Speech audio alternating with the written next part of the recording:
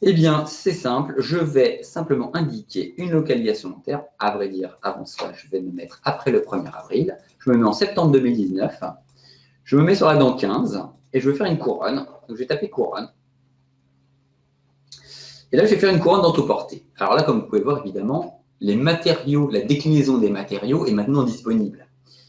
Eh bien, je vais indiquer dans quel matériau je vais faire mon acte de couronne.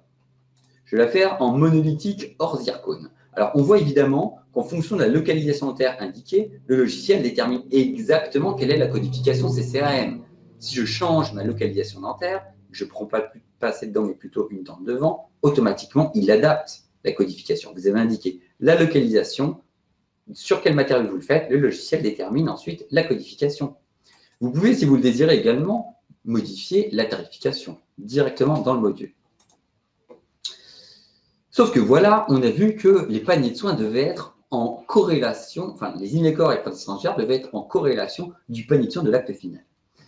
Sauf que, quelque part, pour vous, cela doit être transparent. Par exemple, là j'ai mis ma couronne dentoportée, je vais utiliser le Smart CCAM afin d'insérer ma couronne transitoire et mon inécor. Donc je les sélectionne tous les deux. Automatiquement, mon logiciel, vu qu'il sait dans quel matériau j'effectue ma couronne finale, eh bien, il me cote directement la bonne codification du panier de soins de l'acte final. En l'occurrence, 100% santé, parce que ma couronne monolithique zircone sur les dents de devant, eh bien, à terme, ça sera du 100% santé. Sauf que voilà, si je change mon matériau en précieux, automatiquement, il a switché les prothèses transitoires et l'inécor directement en panier libre. Donc voilà, une adaptation complète des paniers de soins, des inécors et couronnes transitoires. Vous ne vous occupez jamais de la codification, vous ne vous occupez de ce que vous faites, où vous le faites et comment vous le faites. Et votre logiciel vous détermine le reste. Sauf que c'est bien beau, donc là on a d'abord déterminé la couronne finale et on a inséré les actes avant. Maintenant, si jamais on voulait faire d'abord l'inécor et ensuite la couronne transitoire, eh bien, je tape mon inécor, je vais insérer mon inécor, et bien, directement à la saisie, je vais indiquer dans quel matériau je vais effectuer ma couronne finale. Donc, en l'occurrence, je vais prendre ma monolithique zircone. Automatiquement, il sait que ma couronne finale sera monolithique zircone, donc il va se mettre en 100% santé.